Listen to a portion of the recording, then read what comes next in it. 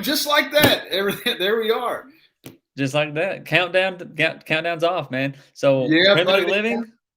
Primitive living off the grid. There's a lot of talk about that these days, isn't there? Yeah, people want to go live off the grid. I don't know. I like my Taco Bell every now and then. I don't know. I don't know. Nowadays, I've heard a lot about it in the last 10 years or so about people just wanting to get off the grid. Sometimes I'm tempted to do that myself. Just find me a holler somewhere and make me a garden, raise me some food, and get at it. Get away from the hustle and bustle of the high speed life, right? And chill out, right? Yeah, so that's what we're going to talk about tonight, the Hensley Settlement, right? There we go. All right, but we'll be ready, or you get ready, I guess, if you're watching here in a few seconds. We'll be right back. Welcome to History Nuts. I'm Russ Carson Jr., the founder of Family Tree Nuts. At Family Tree Nuts, we build family trees for people, and we produce videos at historic locations and videos that help to honor your ancestors. I'm Jameson Cable, founder of the Kentucky History Podcast, where we talk about anything Kentucky history, events, people. If it has to do with Kentucky, we're going to discuss it. And we've teamed up together to bring you History Nuts. History Nuts is a live show where we talk about, you guessed it, history. Right. History seems to be less and less to people today, but we are trying to do everything we can to keep it alive. Absolutely. History is a passion of ours for sure, but it connects to you.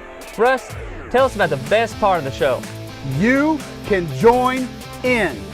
You can comment and ask questions live. We've got a great topic today, and we know you're going to enjoy this episode of History Nuts.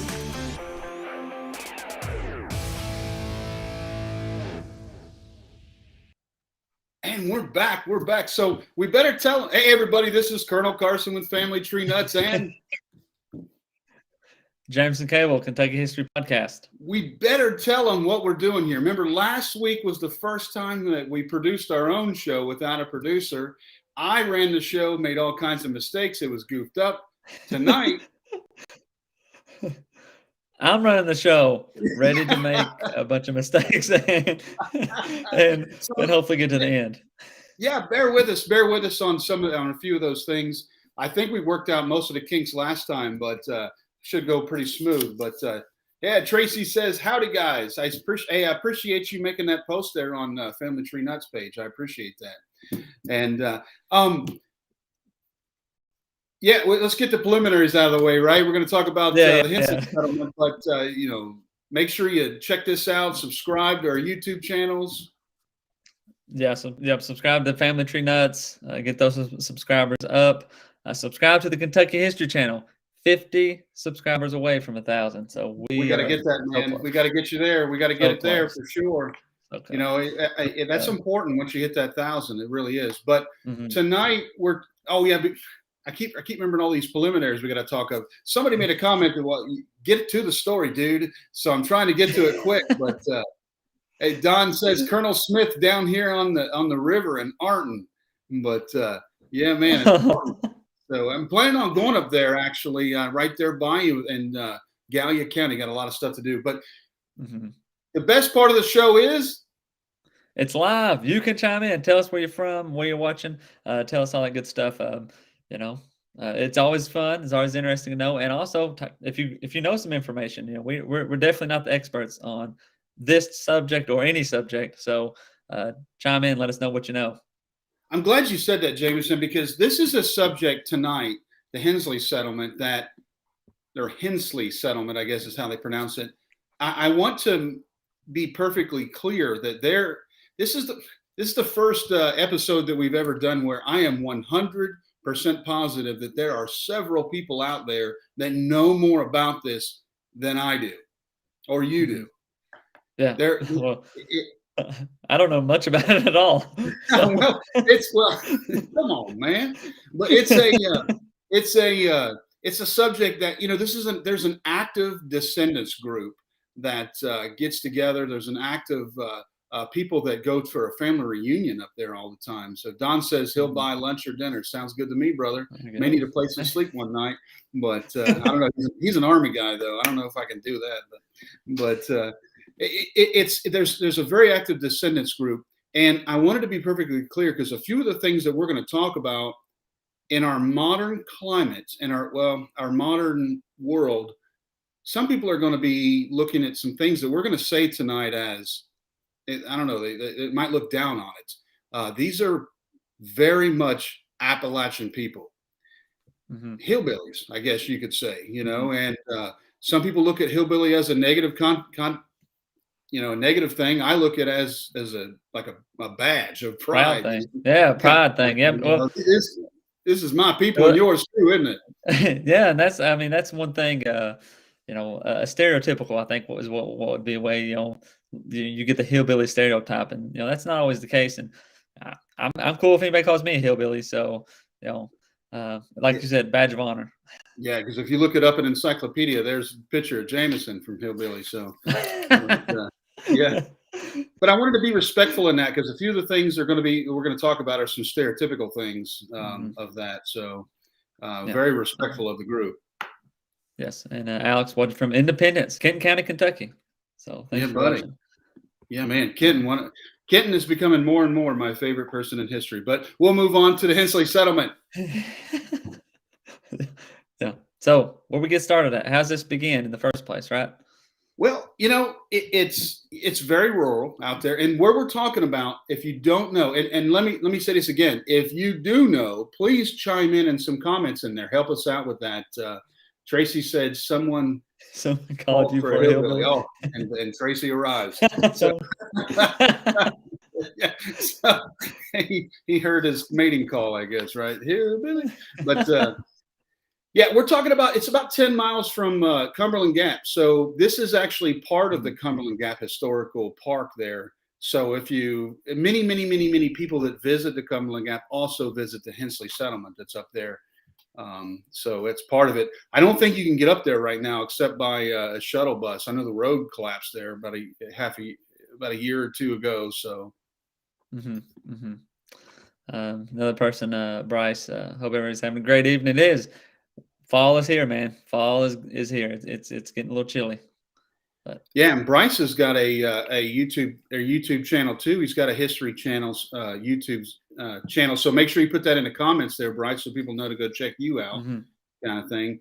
But the land, the story starts in 1845. Governor Owsley, which I know you've done a story about, actually gives some land to two brothers named C and R.M. Bales, about 500 acres on the top of Brush Mountain.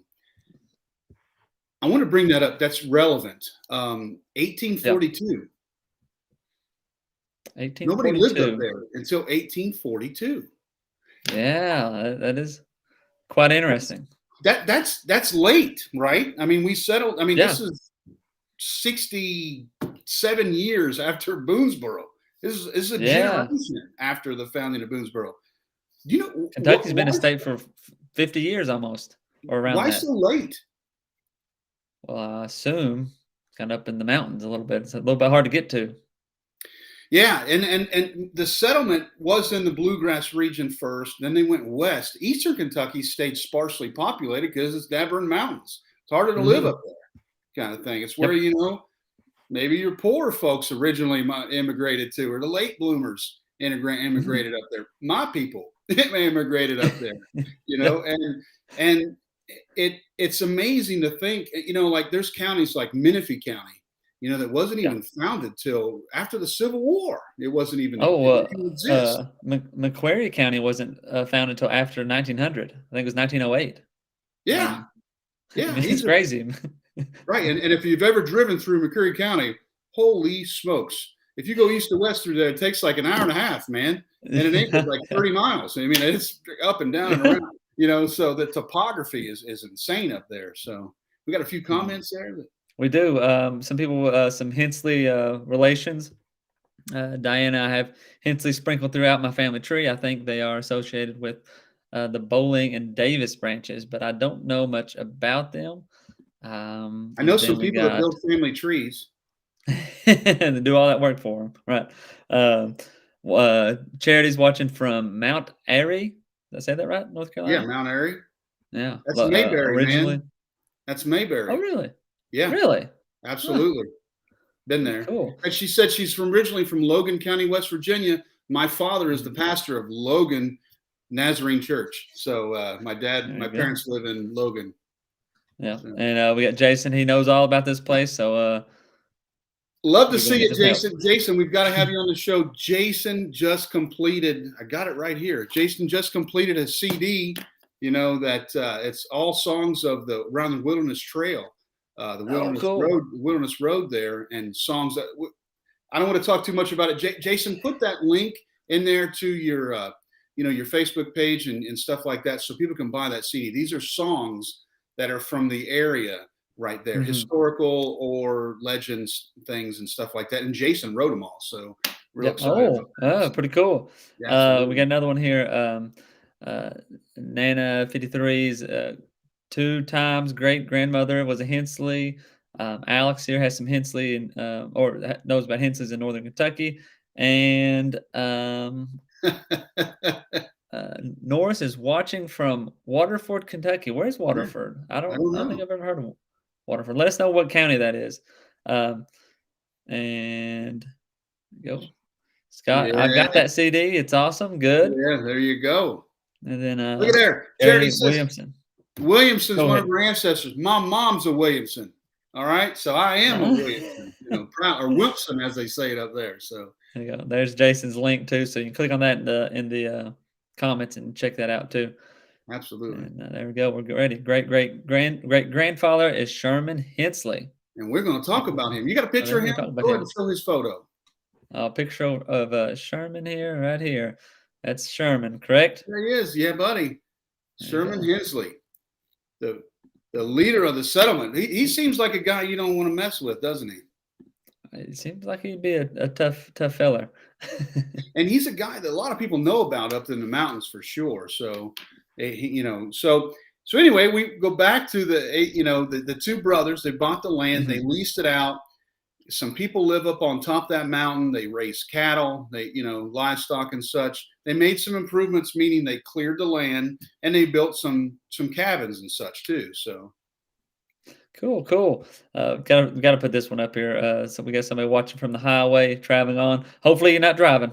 Why not, man? Just set that phone right up on the dashboard, and just motor down. Put the cruise control on and hopefully you're listening to the audio, right? Yeah. But anyway, we got Michael, Sherman Hensley's 8th cousin. Cool. Michael's related to everybody. So yeah. Look at there. So back to where we are. Go ahead. Well, Sherry said that he was sweet, and that's why I wanted to bring that up, because like we talked offline here, there's a lot of people that know these people. So there's a lot of people that know more about this than we do. So we're giving you the best thing there. So, but oh yeah, there's so many comments coming in there. They grew a lot of corn. I think what Jason's talking about up there. They did grow a lot of corn up there. So the height of the settlement was the 20s. During Prohibition, so kind of thing. So. No, it was for cornbread, man. It was for cornbread. Yeah. Wink, wink. Right. That's right. So. We got Norris, Washington, Spencer County, Kentucky. Okay, yeah, we've done some work there. Appreciate you, Norris. Norris, by the way, I don't know if you saw our Spencer County video that's out, and over the next 4 weeks or so, you're going to see a ton of Spencer County history come up across our page there. But all right. So these brothers, they got the land, right? Yep. And in 1903, I don't think you and I have done a story that has been in the 1900s yet, have we? Goebel, but that was like right on the verge of 1900s. Yeah, right about the just same around time. that time. So that would be probably the earliest one or the latest one we've done, honestly. So. Yet in 1903, Burton Hensley purchases about 2,000 acres of land, which includes the 500 acres there on the top there of Brush Mountain. Mm-hmm. And, he broke it up into sections for his family members and things. So, and during that same time, so that's 1903, about 1902, a fellow by the name of and I'm going to botch his name. I'm pretty good on the biblical names. How about you? Biblical names, I do okay. You want me to give this one a shot? Yeah. And we're talking about we're talking about the nephew here.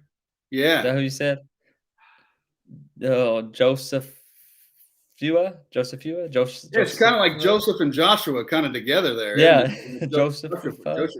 So his nephew was already leasing some of that land and living up there. So he is technically the first Hensley that lived at the Hensley Settlement. Mm-hmm. But then the next year, our main man, Sherman, who we showed a picture of there a second ago. I'll put it back up there, but keep going. Yeah, go ahead. Put him up here. Yeah, Sherman. He's a spry young man. I forget when he was born. I think he was born in 1889. He's about 22 years old when he comes up there. He marries a lady and then moves up on top of the mountain and starts the settlement up there. The next year, and then can you put that chart up there for a second? right here, this one. Yes. Now that is very rudimentary. That's it's a very rudimentary, very makeshift family tree that I made that myself to figure out who all these people are. It's something that we learned at Boston University. Right there. There's my genealogy skills from Boston University in a nutshell right there. But notice the numbers mean the generations that are on there. And we'll refer back to this a couple of times. But Lewis Hensley was the first Hensley in Kentucky. Then there was Samuel. Then there was Washington. And then almost all the people that were from the Hensley settlement were descendants of Washington Hensley. Notice Group 4. Mm-hmm. Group 4, that's that generation. You see Burton and James Madison Hensley. Over on the right side, they're all Group 4. Those are also children of Washington Hensley. Okay. Washington. Well, that's what I was going to ask you. What is the chart on the right side? So that's all children as well. Yes, and the reason why I added those to that is notice the names. There's another Washington, Nicey, another Nicey. There's another Joseph Henry. Yeah, these are repetitive names, and when you do mountain genealogy, for sure, well, anybody's genealogy, the names are repetitive for sure, and you go cross-eyed. But especially mountain genealogy, that's the way it looks like there. So you can take that off for now. But so Sherman moves up on the mountain, and he married his dad's brother's daughter. Yep. What relation is your dad's brother's daughter? Your first cousin, I believe. Literally. Yeah. No removes or no seconds or any of that kind of stuff. People laugh and joke about that. I've seen a whole lot of memes about Kentucky that has some stuff like that. But let me tell you the truth. From doing genealogy from people all over this country, that is a very, very common thing. Yep. Especially in the 1800s and going further back. So yeah. Well, it's kind of the way it was, I guess. Or way things went. We do have some comments. Yeah. Diane said, I just checked. One Hensley married a Bowling, one married a Davis, and another married a David's son. One of them was born in Leslie, Kentucky, another born in Virginia. So there you go. Okay. Yeah, well, Leslie County, is very close to the Virginia border there for sure. So, Scott says their family trees would be easy to do. Easy, Scott. Come on, man. So Nana says, yeah, it was very common everywhere. It's very true. You're daggone right, man. You are so right there. It's a stereotype that we have here in Appalachia. Kentucky, West Virginia, Tennessee, Virginia, North Georgia. Alabama definitely. They keep doing it in Alabama. But you had to marry who's around you, kind of thing. And when you've got a ton of kids and stuff like that, it was very, very, very common. So yes, he did marry his first cousin. Moving right along. So, but remember we talked about Burton. He bought the land. His nephew Josephua, and somebody needs to correct us. That's a rough one. That's a real rough. I mean, Josephua, nephew's living on the land. His other nephew is Sherman. who married his daughter, moves up on the mountain, kind of thing. Yeah. Can you show the chart again? Okay. Okay. So you see Burton, his daughter was Nicey Ann, who married Sherman, James Madison's son. Yeah. Also, children is Albert and Andrew Jackson, who went by Jack, or old Jack Hensley. He had a son named Bert Hensley, and a daughter named Nancy Hensley, who married Willie Gibbons. Okay. Gotcha. All right. So that is also some cousins marrying there, kind of thing. So, but you can click off of that for now. All right. The reason I bring that up is Willie is actually older than Sherman, and they move up on top of the mountain, and Willie and Sherman become basically the leaders of the Hensley settlement. Basically, everybody from then on is descended from them too, kind of thing. And they're the ones that lead the family. They're the ones that own the most cattle and own the most hogs and things like that too. So, now I wanted to say, some people wonder if the Hensley settlement they wanted to get off the grid, but no, not really. They just living up on the mountain, right? Yeah. Yeah. You got some more comments here. Ancestor Stalker says royals did it, preserving the bloodline. That's very true. Back in the old, I think, what is it, like at one point, the kings and queens of Spain, England, Germany, and all that stuff were all basically first cousins. And absolutely. So it's incredibly common. We joke about it today, but I'd be really surprised if you didn't have a ton of them in your own family. So yeah, some of the comments are quite quite entertaining. I'm trying to keep it together. I'm seeing some of them you're not putting on there. Michael said Wayne County, West Virginia was the worst for marrying cousins. Are you kidding me, dude? You know how many, like a quarter of my family trees from Wayne County, West Virginia, man. But whatever. Hey, whatever, man. But absolutely. So, and we're getting off topic here so much. I'm trying to stay on topic. It's okay. It's okay. Keep it together. But so the population averages. Yep. Go ahead. You talked onto the Gibbons part. Willie Gibbons. Yeah, Willie Gibbons moved up there, and then the population averages at about 65. It peaks, and that's a lot, though. I mean, that's a lot when you really think about it. I mean, up in that one area, 65 is so cool. I mean, think of like a small town during that time. 65 people up there would be. Well, what I want you to envision what the Hensley settlement would be, or the Hensley. They even call it the community of Hensley. These little areas that you see when you're driving on your GPS, and it'll have a little map dot. You're like, what the heck? There's nothing here. There's just a few houses. There's a crossroads, and they're calling this the community of. And there's nothing there. That's what this was. At one time, there was a group of population that lived together, and maybe been a store and things like that. What makes the Hensley settlement unique is that they were self-sustaining. Yeah, that is pretty neat to think they could do it all right there. They had everything they needed, right? I mean, yeah, they had a grist mill. They had they had their own works. Their own blacksmith shop there, kind of thing. They didn't have to leave the mountain, and there was no cars that came up and down there. If you wanted to leave from the settlement, you had to walk or ride a horse to come down off the mountain. And they did do that. I don't want people to think that these people were separatists, that they were living as a cult or something like that out there. They weren't. Yeah. But they stayed away. They had no running water. They have no electricity on it, and we're getting a little ahead of ourselves. But well, that's okay. And Scott brought up what year was this? So, I mean, this settlement. I mean, we're looking at 1920s. Well, cars were invented, and I mean that stuff was 1903, but it went to 1951 was the end of it. But so but the height of it was the 20s.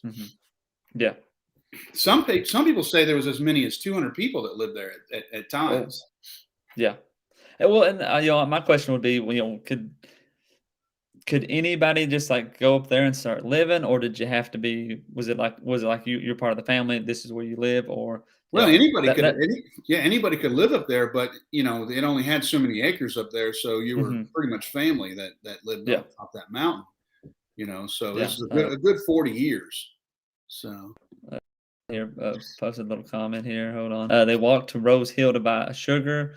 They just, whether a boy was a man or on, not depending on how much they could carry up the mountains. What did they need sugar for? Well, to make things. What were they making with that sugar?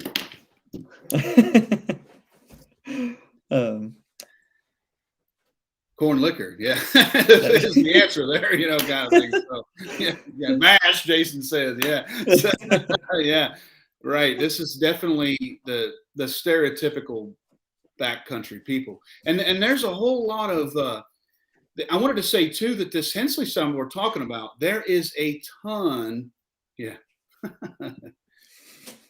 There is a. Keep going, go ahead. Yeah, I'm reading that. Oh, okay. There. So, there's a ton of descendants. Is that what you're getting at? Well, no, there's a ton of people that, there's a ton of communities in Appalachia that are just like this Hensley Settlement. What makes it unique is that it was very, very preserved, and it was all there, and it was National Park System, which we're getting ahead here. But that's the beauty of this settlement. There is that it is something that it's a snapshot in time. I'm trying to read that comment there, Ron. You're probably not going to be able to put that I can read it real quick if you want to. I think the name you have written in the Hensley genealogy should be Josephus instead of Josephus. Sherman, my great-grandfather, was born in 1881, not 1889. There was no such thing as the grid in 1903, but in southeastern Kentucky, people were just looking for a place to start a family. Exactly. Grandpa Burton Hensley gave my grandmother, Nicey Hensley, 36 acres on the mountain, and she and my grandfather Sherman simply went there to have a family and make a way for themselves. Exactly. That's what you were getting at there, I believe. Yes, sir. Absolutely. I appreciate that, Ronnie, because like I said, that there's people that are out there that are very descended from them. So, I appreciate that comment, Ronnie, because this is his family that we're talking about. We're literally talking about his folks. And you're right. They weren't trying to get off the grid per se, as in, I'm tired of living like this. They're not a cult. They're not the Amish. They're not something like that. They were just living like that. And I'm going to sum that up in the end, but, hey, we got a pronunciation here. Josephus. There you go. So, thanks. Appreciate that. I'm glad, because as people watch this in the future, they'll have the proper pronunciation. Remember, we said in the beginning, we're not experts on the Hensley Settlement kind of thing, but we wanted to bring it to light. We're about halfway through. Should we do our quick commercial break real quick? Yeah, let's take one. And we got a video here from Kentucky History Channel about William Whitley, who was another man, came from Virginia to Kentucky, one of the first big settlers here, and kind of going someplace to start a family, just like the Hensleys were. But right here in Crab Orchard, right where I'm from, so pretty good information. We'll start with that one, and then we'll. Yeah, real quick. It's just 3 minutes. We'll see you on the other side. 3 minutes. All right, stick around. William Whitley. Born in 1749 in Augusta County, Virginia, he was a son of Irish immigrants, Solomon Whitley and Elizabeth Barnett, who moved to America from Northern Ireland. Now, William came over through the Wilderness Trail with Benjamin Logan, and at times stayed at Fort Logan, and began to build his own station near Crab Orchard, Kentucky, off of Cedar Creek. And I say a station because it wasn't a fort. It was hardly up to standards of a fort at all. He planted his crop, and then he returned to Virginia and came back with his wife and his 2 daughters. While his house was being constructed, his family stayed at Fort Harrod, where they had their 3rd child. From 1782 to 1786, the first brick house was built west of the Appalachian, and this was William Whitley's house. It was a Federalist type house, and Joseph Lewis built the house. This house was constructed to be able to withstand Indian attacks. It had hidden ceilings, pocket holes where people could stick their rifles out and fire at Native Americans if they were attacking. But William himself was a high society man, really loved to entertain, and he participated in many sports: fox hunting, trapping, fishing, all sorts of activities. Now, him and his wife Esther had 11 children, and Esther was also known to be a very good shot. But in 1813, William was killed in the Battle of the Thames. And a quick side note here is he was also rumored to have killed Shawnee Chief Tecumseh. I bring it up as a rumor is because the account that is given that he killed Tecumseh is from his daughter, and there's also other people who are rumored to have killed Tecumseh.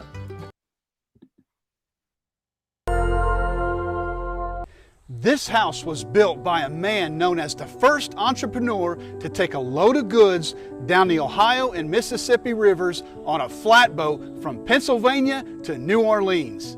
He invented the flatboat. Hey everybody, this is Colonel Carson with Family Tree Nuts, and I'm in front of this historic house here outside of Taylorsville in Spencer County, Kentucky. And by the way, if you like these types of videos, make sure you subscribe to our YouTube channel and click that little bell so you get notifications when we post new videos. Today I've got a special guest with me. Would you like to introduce yourself? I'm Bonnie Downs, and I'm a member of the Taylorsville Spencer County Tourism Commission. So what's the story with this historic house and the flatboat and things? This house was built by Jacob Yoder about 1806 and known as Beachland until his death. It is a 2-story, 13-room house that was built of bricks that were kilned here on the premises. Wow, so they made the bricks right here at this house, didn't they? Yes, they did. And I'd like to also point out another feature of the house. There is a limestone apron that surrounds the house. It's beautiful, isn't it? Yes, it is. And they also have an outdoor kitchen.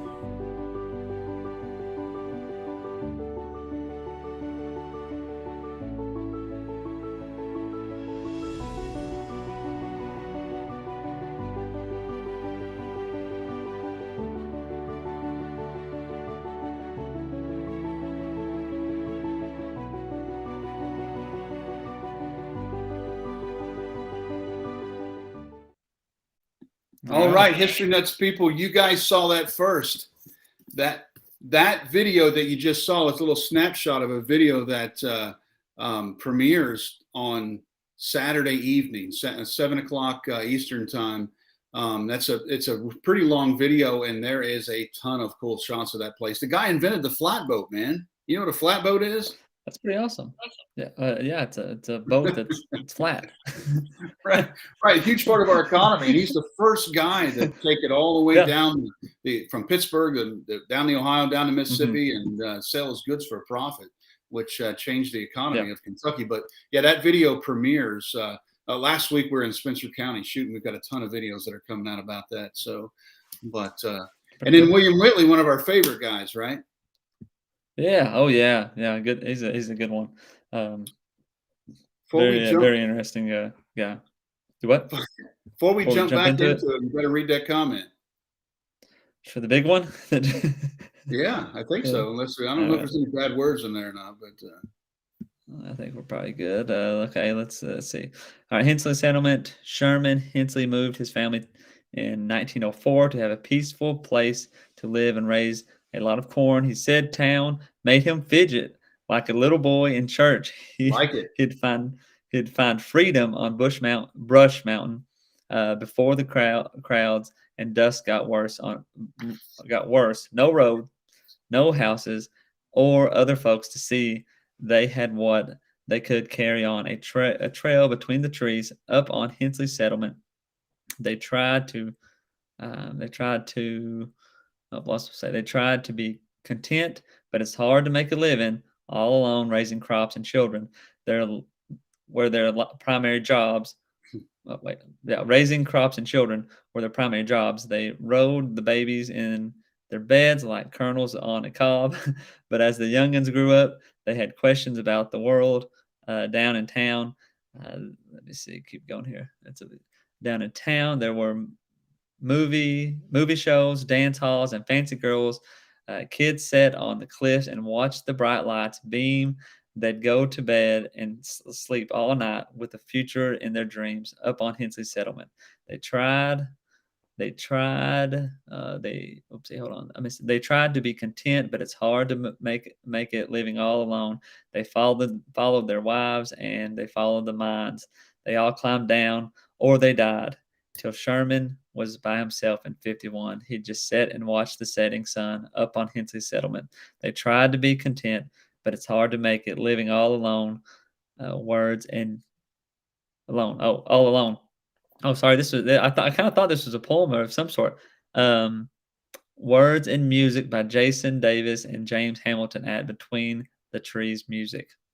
Wow. Yeah, see, there you go. That's pretty good. That's real good. That's what I was telling you about that album. You got to check that out. Yeah. Jason, we got to get that scheduled. Bring you on here for a show on that. But that's really good. It really is. It really, really is. So, yeah, man, appreciate that. Lyrics to the album there. So, get more comments coming in there. Yeah, we do. We got let's see, old man Winter. Nido House, anxious to see the Saturday episode. Jason said that's lyrics to song on album. Yeah, that's a good one. Sue here. There are some great interviews on the KentuckyOralHistory.org side of the Hensley Settlement. Yeah, they got that's pretty good. There's literally recordings that you can listen to. The people that live there. It's awesome stuff. Tony says I'm seeing no comments. I don't really know. On Facebook, sometimes you got to tap it on Facebook and the comments will show back up, but or swipe one way or the other. I'm not really for sure. I'm not sure on that. Ancestor Stalker says, I read where the county provided a teacher to the settlements. Beat us to it, I believe, right? Based on the tales, a few things about how it was, size, need. Does Ancestor Stalker have our notes? Because that's literally I think so. Talking about, you want to go ahead and show that? Leading right on to it there. In 1908, the Bell County school system did provide a teacher, but they had to have a place to have the school. And there's basically 4 schools that were up on the mountain during that time. The first, it started out as basically a lean-to, and just to have something there and meet the qualifications. But eventually they had their own cabin and schoolhouse. It's there now. And show the picture of the cabin. Yeah. The schoolhouse. Right. Nope. That is nope. Oh, there we go. There we go. There's the schoolhouse. There we go. Yeah, that's where you went to school like that, didn't you? Pretty much, no. Potbelly stove in the middle there, iron desk. I believe you're older. Yeah, a little bit there, but yeah, man. So, it's the traditional one-room schoolhouse, looks like Little House on the Prairie to me, kind of thing. But the 4 different schools, there was the Chimney Rock School, then there was the Chadwell's Gap School, and then the Brush Mountain School number 1, and then Brush Mountain School number 2. So it's interesting that the Hensley Settlement was a big enough area that they could. The school wasn't just for the kids that lived there. It was for the kids that lived spread out in the area there, kind of thing. And I'm going to say that again. This is not a separatist group, that's living up there on the side of the mountain. There's people living all over Appalachia, just like these people are. And that's what makes it so cool. And I don't want to get to the summary there and then the end there, but so yeah. And, they had a grist mill right there on the property, for common use. And let's see. Well, look at her. My mother, Cheryl Hensley, got her education there on Hensley Settlement. Wow. Awesome. There you go. So yeah, this is not something we talk about stuff usually in the 1700s, early 1800s. This is stuff that people can relate to literally today, but that's why we're talking about it, because this is a blending of time periods, kind of thing. This is when things changed. Mark Twain said that when he dies, he wants to die in Kentucky because everything happens 20 years later. So, living up in the mountains, things happened a whole lot later there. These people, the way that these people were living and things. So, the cabins were moderately furnished, but they did have, some of the people had radios, but that are battery powered because they had no electricity. and they had the old what's that thing called, the Victrola, the record player, you crank out those kind of thing. But that would have been about the biggest modern conveniences that they had, is having a record player or a radio. You notice on the 1930 census, they list how many houses have radios. It's an interesting thing. Well, that's pretty, yeah. It's a way to mass communicate to the population. Yeah, well, you think about it, like, I don't know, people may not be familiar with you. Some probably are, but whenever you fill out your kids' school stuff, they ask you, "Do you have internet access?" You don't think about it as in 100 years ago. They asked, "Do you have a radio?" Yeah, So, yeah, absolutely. Yeah, so what made them unique though is that they were self-sustaining. They raised their own food. Most of what they raised was for their own. Like they weren't like buying things at the store very often. They did raise sheep and got wool and did sell some stuff, but they had an orchard there. They had they raised all kinds of different crops. Main thing was corn, soybeans, any vegetable you can imagine. But what's cool about it is how they all were. They lived amongst each other, and they were cousins, usually, and a big, huge, large family group. So they all kind of pitched in a communal effort, to make these things happen. Yeah. So what next though? How long did this last? Well, like I said, the height was in the 1920s, and but when we get to about World War II time period is when a lot of the youngsters that, like Jason was talking about, those city lights come a calling. World War II happened. A lot of the guys joined the military to serve, and other kids moved off the mountain to go work in coal mines and such. I mean, the settlement was limited by the amount of acreage they had there. It's why we moved west in general as a people. You had to have so many acres to raise enough food to feed yourself. And as there's more and more people there, they had to eventually leave the mountain, right? Yeah. Well, yeah. And that's kind of how it went. Like the song, while I was reading that song, I was thinking that is exactly how it went. I mean, they start to dream of the older, or dream of what's below them or what's going on around them, and people left. Mike says, you guys do know that in the late 1700s, before statehood, the whole state of Kentucky was a county. Yes. Do you know that, Lincoln? James? I knew. I would hope so. And then we got a lot. He's got a lot. He's burning up a whole bunch. Yeah, man, we got a podcast about all this stuff. Yes, sir. He's talking about the formation of Kentucky and the different counties when they started and such. Yeah, we've got definitely the Kentucky History Podcast. You've covered that stuff in mass detail, kind of thing. So check that out, Mike, and appreciate you and giving us that information there. But in 1948, 77-year-old Willie Gibbons came off the mountain, and he moved to what was it, Brownies Creek there. I think it's in Harlan County. He finally came off the mountain, and that left old Sherman up there, by himself. And he lived there till 1951. Basically, people died off or moved off, and Sherman was the last man standing up on top there, and he was only 70 years old when I say only, but and he sold the land to the Cumberland Gap National Historic Park, and moved off the mountain. And he didn't pass away until, when did he die, Jameson?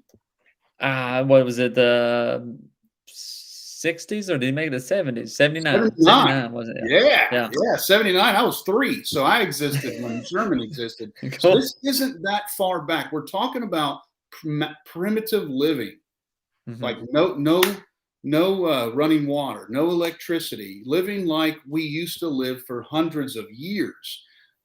That's how they were living. And this is a fellow that passed away in my lifetime. So this isn't that far back.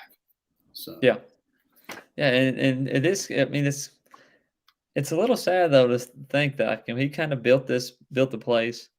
His family was there. His family thrived there, but then slowly everybody left, and then eventually he leaves as well too. I mean, it's kind of a sad story when you Think of it. Think of the ending of it, I guess. It's kind of sad, but it's unique that it lasted as long as it did.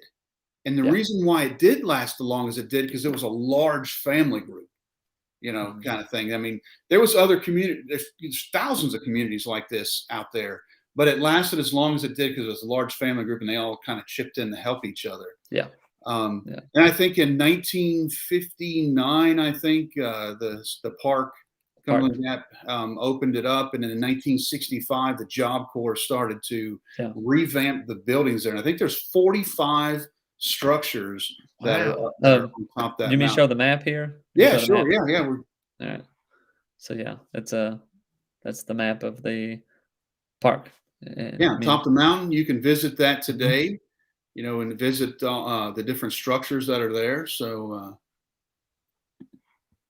and show a couple pictures of the settlement there. Okay. Yeah. So you can see kind of what it is there: wooden fences and cabins and such. Mm-hmm. There's another one. That's that's a nice picture. Actually, that's a real nice picture. Yeah, buddy. Did you take that one? Yeah. There's a cabin. No, those are from the Park Service, but. And there's the inside of the school again. So right. So you can see how these people are living. I mean, now think about your own ancestors and think about your own parents and grandparents, and they were alive during this time and what they were doing. You and I did a video at the theater there in Crab Orchard. Yeah. This is about the time that people were going to the movie theater there in Little Crab Orchard, and these people were living up on top of the mountain very primitively. Kind of thing. Yeah.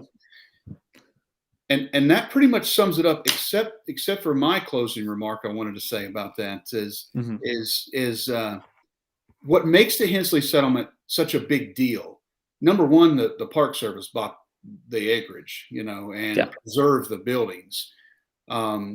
There's nothing unique about the Hensley Settlement compared to the way our ancestors were living in Appalachia forever, except the fact that there's so many preserved buildings that people can see it. So we can go and see exactly how our people used to live, so that's what makes it unique. But it is, like you said, it is sad that was such a, think about that, 40 years or so, there was such a community up there, isn't it? Yeah. Yeah. And I mean, it's, time and progress, those kind of things happen. But for a brief time, that was there and kind of preserved that time period, or those moments of, we keep saying living off the grid, but let's say like living independently. Yeah, that's what he was doing. Yeah. Didn't need anything. Oftentimes, I think like what would it take to just be self-sufficient? I mean, that's what he was. That's what they were. They were able to kind of, thrive on their own, be a little community there. I'm jealous of them, Jameson. Yeah. I'm jealous of the people that lived on the Hensley Settlement. I really am, because their lives were hard. They had to work sun up, sun down, milk the cows for, a couple hours in the morning, a couple hours in the evening, work all daggone day, but they weren't worried about car insurance and, and their lives were peaceful. Peaceful, right. Probably a lot more peaceful than ours can be at times. If they felt like going fishing, they went fishing, kind of thing. Yeah. They didn't have to take time off, get a vacation day to go do that. There's a lot of freedom in the way that they lived, and to me, it's kind of a romantic lifestyle, and I'm jealous of them. Yeah, so. Yeah. Well, we got a few. Jason said it's also remote. That's a very very thing important. Do you know where Sherman Hensley is buried? Don't. Nope. Yeah, I don't either. Look, Cheryl says I'm sure it ain't gonna be hard. I don't know if he's buried on the mountain. There's a cemetery on the mountain. I don't know. I think he's buried there, but I'm very much making an assumption. Sherry says, wish they would restore the Sherman's house. So that'd be nice. Ronnie says, I remember my dad helping Grandpa Sherman Hensley move off the mountain in 1951. I was 7 years old. He hauled the belongings in a sled and came off Chadwell Gap to Kaler, Virginia. Grandpa lived there until he died in 1970. Wow, I mean, look, Look, I mean, that's you should talk about. I mean, this is still kind of relevant. I mean, we have a direct descendant here, so took his belongings off the mountain in a sled. I mean, in '79. Yep. Cool. Michelle says Brownie Creek is just at the bottom of Brush Mountain, still in Bell County. Brownie's Creek, original spelling, she's got it right there, was what the first people exploring and hunting the area called it due to the many brownies roaming along the creek. Brownies being... The rest of it says being strange brown animals. Bryson. Okay, I was reading it off the screen. You are from Rock Castle, and I've read some of the maps, the old maps from Rock Castle. But yeah. Anyway, so yeah, we got some more. Cemetery is on the mountain. Awesome. Yeah, he's buried in a cemetery on the mountain. And you cow insurance. Yeah, yeah, right. And you can go visit these places. And I'm somewhat embarrassed to say I've never been there. I've been to the Cumberland Gap, I don't know, 30 times. I visited there and done things there, but I haven't been up to the Hensley Settlement. But I'm told that the road is out, and the only way to get up there is with a shuttle bus from the office there at the park for tours. I think they expire at the end of October. I think they're March through October, maybe. So some people probably would know better than me on that one. Oh,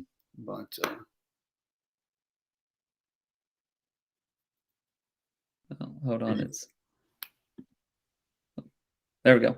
The from Jason, the Chadwell Gap Trail is on the Virginia side of the mountain, and you can go through the Kaler community just west of Ewing. Yeah, Ewing. So yeah, it's a wonderful place. It's a place, if you want to know how your ancestors really lived, you can check it out. I mean, they've got how these people, they had corn cribs, and they had orchard there. They had outhouse. They had the hogs that just ran wild, and they each family marked the years with their own little mark to identify them. I mean, it was, I love, you said, talk about the bright lights, people left and went and left the mountain, but I'm sure it was always home. And I know they have a family reunion up there every year too. I think it's in August, if I'm not mistaken. People can do that. So there's, like I say, I really appreciate so many people making comments about this, because we were a little bit nervous to do this, because this is people's family, literally many people today's family members. So we wanted to make sure that we honored and respected them and told the story correctly. So. Yes.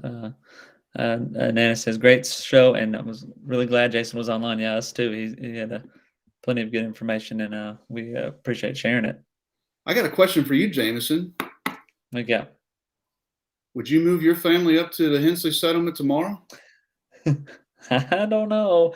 I don't know. I just got to stay close to Rock Castle and Crab Orchard. I can't. Would you move your family to a place like the Hensley Settlement? Well, I don't know.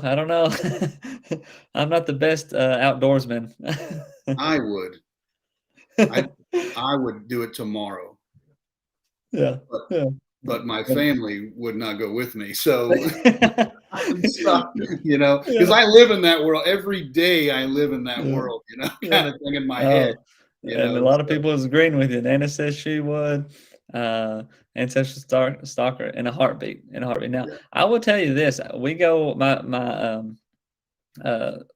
class every year, well, except the past 2 years, we go to Pine Mountain Settlement School, and it's up there near Harlan and all that. And I mean, it is peaceful, man. It is one of the best trips any school can do, but one of the best trips that we can do. And like, it's just out. It's on a mountain. There's really no one around. Peaceful. It's peaceful. Yeah, it's a good kind of living, right?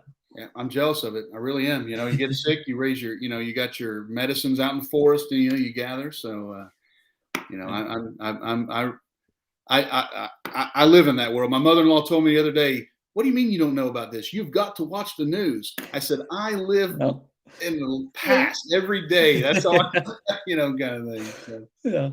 All right, brother. Yeah. So, anything else you want to say about the Hensley Settlement? It's pretty amazing story. I really like it. Our school in Danville goes to Pine Mountain too. Yeah, yeah. Crab Orchard. Well, hey, they always say, I'll tell you this, and this is just a side note. Whenever we go, they always talk about how much they love when us country schools go up there, because our kids don't care to get in the creek. They don't care to, interact with the wildlife. They're all about it. It's a great trip. Something else if somebody want to do it. It's another, man. It's a story we ought to talk about too. The whole Creech family, all this stuff. We're getting off topic, but anyway, Hensley Settlement, awesome story. Yeah, Don Smith said he still has family living like that, and he's right. Yeah, I've seen it with my own eyes. Kind of thing of family that there's still people that live, no water and electricity and stuff, but. Alex says every day I live in 1770s. There you go. He's a patriot. That's pretty good. Time to be a patriot. That's for sure. So, all right, brother. So I guess we'll head off for now and see you next week, right?